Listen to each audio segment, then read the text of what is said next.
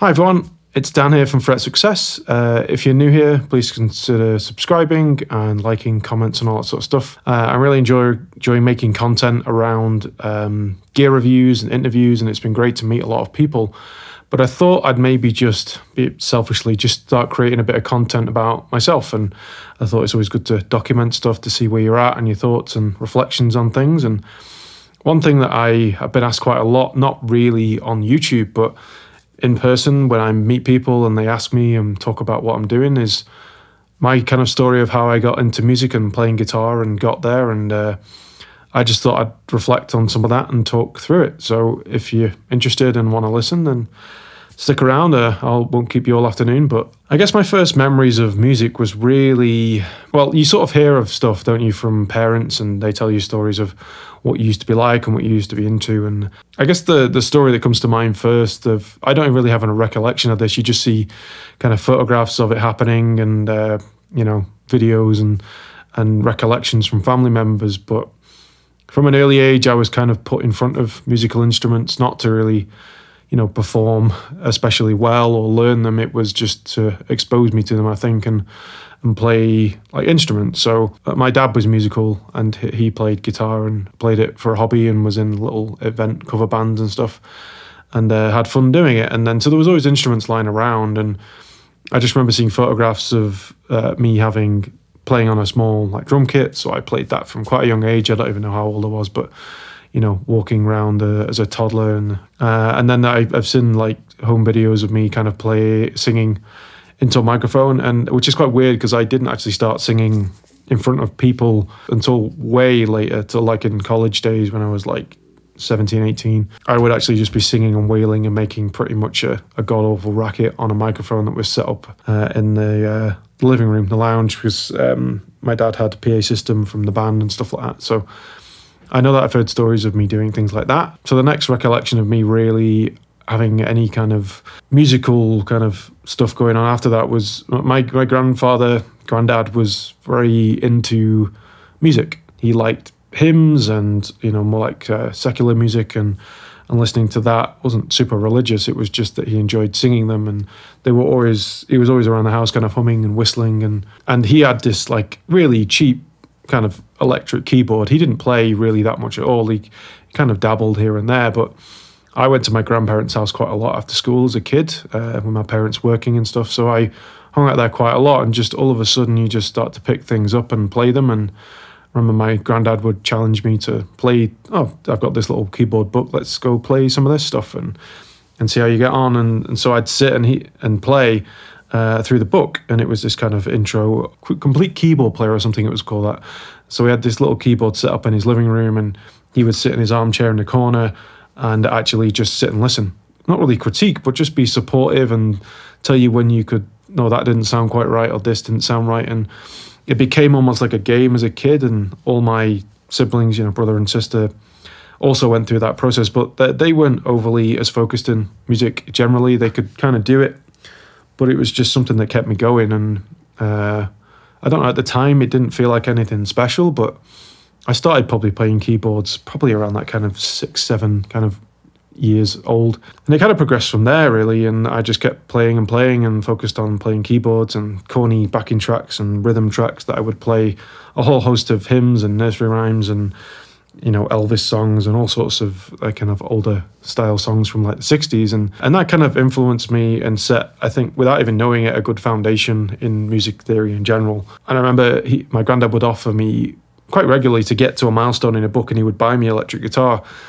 The thing was, my granddad wasn't that musical, but he liked to think he was contributing and he was helping you get towards something. And he was very much, in terms of sports, kind of driven, and always like was into talking about sports and watching sports. And I think he kind of saw a sports mentality in music because you were trying to strive towards a goal and, you know, get better as an individual. And I think that was something that was good, because although he wasn't interested in music, you know, performance and progression as a personal player, it was very much that he was, you know, putting that kind of mindset and that discipline into me by making sure that I really carried on with it and stuck with it, and then laid a carrot of this kind of electric guitar that he would offer to buy me if I got to, I think it was could play Rock Around the Clock by Bill Haley in this book, like complete. And it was quite a challenging piece as a kid, you know, it's a few quick notes and finger runs on the keyboard. And I was thinking, I've just got to get to this song and get it done. And I never really thought about the guitar too much. And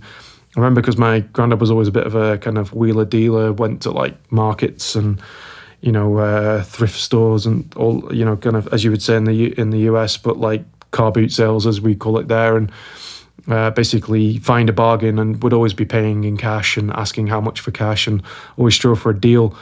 But he would often try and find something that was, you know, a deal and cheap over something that he really knew about. So I remember him buying a couple of like really crappy guitars, and I wasn't really thinking much about guitar. And then a few years went by and kind of got into high school and stuff. And when it got to about age 13, something like that, kind of halfway through that year, so like maybe like June time, I was kind of really interested. My dad like listened to Dire Straits a lot, and I remember watching the On the Night or something, Dire Straits, the live DVD that came out years ago when they were huge, and it was one of the most, I don't know, exciting gigs. Even though, you know, you think of Dire Straits as like dad music, but the performances, the way the band played, how tight they were, I didn't recognize any of that stuff, but it just sounded great and awesome, and I wanted to be kind of part of that. And then I remember, it was like, I think it was Romeo and Juliet, the song on there. There's this like incredible saxophone kind of solo and kind of flow into the next song or whatever.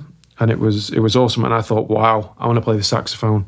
So I went to my parents and was like, I really want to play saxophone. Like, I want to have a go. But I think, not my parents, and probably most parents, like, a saxophone at the time, we weren't particularly like flush, and it was like an investment. And I think my mum wasn't working at the time. She was studying like a degree, so we were all living on one income, and it was kind of like, you need to prove to me that you can learn an instrument, even though I kind of played keyboard and was pretty good, but I wasn't like any kind of maestro or anything. But it was just interesting that I was like, saxophone, yeah. And then so it was like, you need to prove yourself. We've got guitars in the house. Let's see if you can learn them and progress on them. So I was like, okay, the kind of person I am, I just kind of accept the challenge, and that's the goal, and that's what I've got to get done to get me my ticket to the next kind of ride, if you like. And I would do that.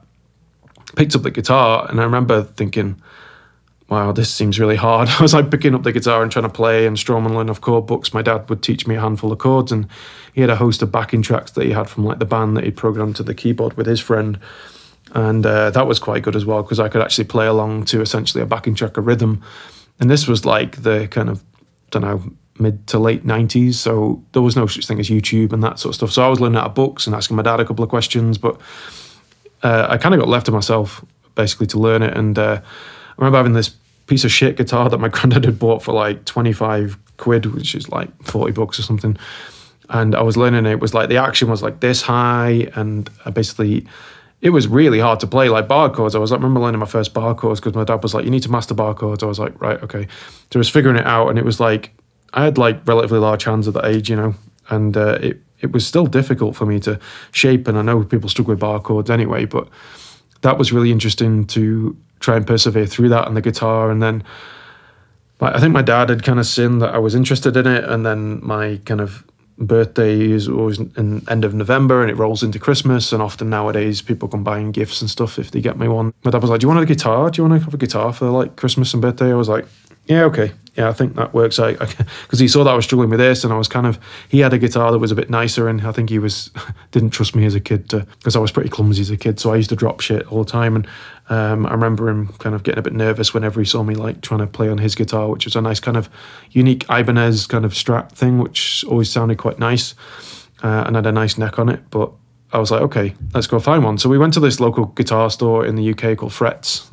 Fret Success. We went and tried guitars out. Like, my dad had a bit of an eye for construction and joinery and could help me pick one out. So we went and tried a few out. There was the Yamaha Pacifica and a few other, I can't even remember what ones we tried, but there was a whole host of them. But they had a nice array of like used second-hand guitars. And I think we came across like this one. I'll do a little talk about this on its own, but this is the Washburn Mercury 2 series, and it doesn't look like much. It's kind of like an Ibanez copy.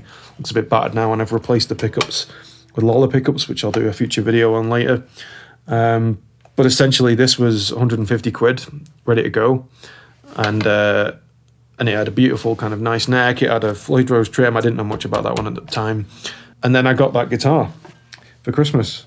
And then kind of ever since that day, I kind of just slowly, in the front of my mind, forgot about the saxophone, and it just became the guitar. So every kind of birthday or working, I'd save up for stuff. I remember buying my first amplifier, Marshall TSL, which ended up being a bit of a weird noisy amp. I've still got it, but I kind of stopped using it about 4 or 5 years ago.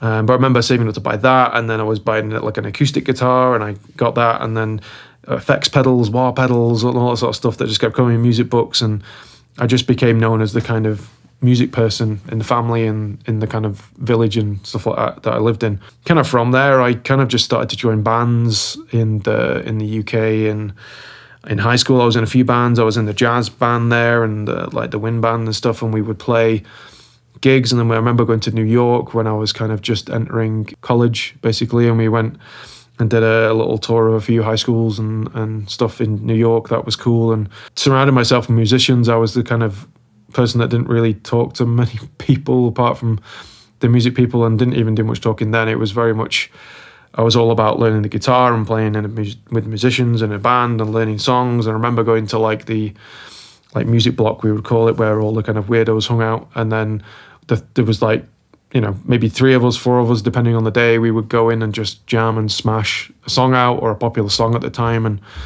we'd start to like develop a crowd in the music block at lunchtime, turned into like a little gig performance thing, which was quite fun to have as a kind of escape from school. Because I mean, I didn't do too bad at school. Like I got everything, and it was relatively simple for me, but it just was never overly stimulating completely, and so I had to have music as a kind of release. I remember at high school I opted to get guitar lessons because I was interested in music, and up to that point I'd really just, you know, done music theory out of a keyboard book essentially, and just kind of done it by ear and learning songs. And I find guitar players are generally more inclined to learn from, you know, ear and stuff like that, and I think that actually helps string players in general. It doesn't matter if it's guitar or what. It's very interesting that seems to be a common trend and theme. And then kind of as you go through that process, I remember picking like a GCSE, they called it, which is like a high school certificate, if you like. And I picked music because I was like, I want to do music because I can't not do it. I struggled to just do academic stuff, and it seemed like it was with the people that I wanted to be with. And I remember doing it, having to get up to kind of a grade 6 level in the kind of, you know, the classical kind of performance stuff. So I had to kind of sit through and do a bit more of that stuff. So I remember getting guitar lessons from a guy, and his name was called, I think it's Ray Badcock, which is an awful surname. And I remember it to this day because it was so bad. But I remember going shuffling to his house. He was like a retired guy that played mainly classical music. Took me through and taught me, you know, a bit more sight reading and classical approach and stuff like that. And I remember doing it and just kind of jumping the grades. Like I remember doing like grade 4 first, and just did that one and kind of quit, because at that point I was kind of creeping into end of high school, heading to college, and I was like, I want to be spending my money on other things, gear, equipment. And then I remember it was a weird kind of lesson dynamic where I would actually start showing the guitar teacher how to use like audio equipment or play blues licks or anything like that. And he was definitely, I don't know, it was probably a waste of time. So I started to just take my own path again and learn like Joe Satriani and just learn songs and more technical stuff to actually play. It was a kind of a rough road sometimes because you never really had someone to bounce off, and at this time still YouTube wasn't around, so you were learning off books. And that experience with a guitar teacher had kind of like put me off having one in the future, and I'd kind of got to that point already without having a teacher, and I'm sure I've got some bad habits that I've picked up from that and still working on some of that now. But going on from that, after I'd kind of started teaching myself, I was in bands in college, and we did like wedding gigs and performances, and we would have a pretty decent name for ourselves locally, and we played lots of gigs over many weekends and was in and out of cars and up and down and all over the place. And remember doing like 4 gigs in one weekend, and that was pretty insane. But it was fun. You kind of look back and reflect on it, and we kind of did original songs a little bit in that. But I remember like we always had this joke that we would do original songs, and then everyone would kind of turn away and start having a chat with their friend or whatever, and then we'd play, oh, there's another one they know, and we'd play a well-known song, and everyone would go crazy again. So never really took off. And then I kind of tried to get those things separate after that point, because it was very much like I don't know, mixing the two never really worked. it was like people that wanted to hear cover music didn't want to hear your own stuff, and vice versa. So it was difficult to kind of merge the two. I found it was a different demographic and audience that wanted it, and you had to play different venues for those things at the time. Started this band, that band. It was kind of the same set of people, and kind of this person would leave, and then another person would come in and take their place. We had a multitude of bassists, and a couple of drummers changed hands and stuff like that. And but yeah, and then it kind of went into more original stuff and playing dedicated wedding gigs and shows and stuff, and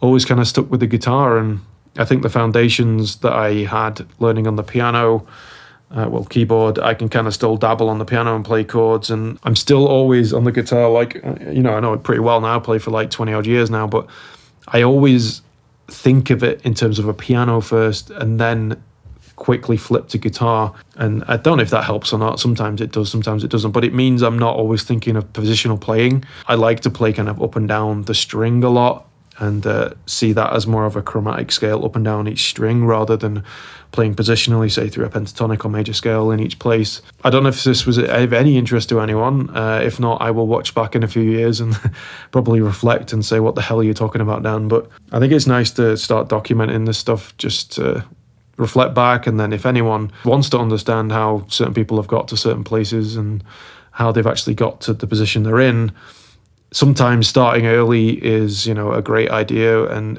sometimes it's not even your doing. Like parents, I find I have taught kids that are forced into music by their parents, and I like the way that I wasn't.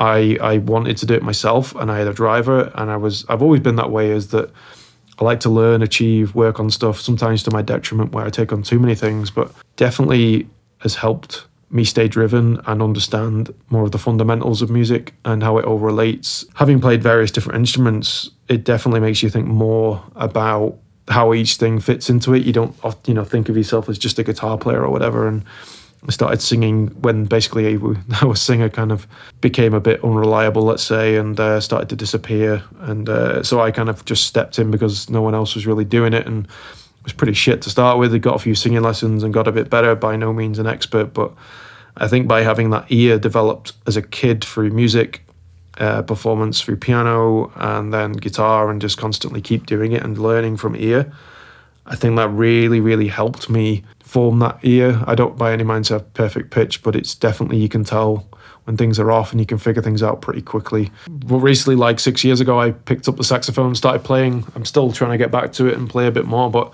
I've always kind of made a promise to myself that I will eventually learn it and play it as well as the guitar. Maybe you guys can hold me to that and keep me accountable. But thanks for listening to me rambling on about this. I don't know if it's of any interest. If it is, let me know in the comments if you want more of this kind of stuff. I'm happy to share any kind of topics around my experience and any questions you might have about anything to do with that. So appreciate it if you can share this and just interact with anything on the content or channel. I appreciate everyone that's here.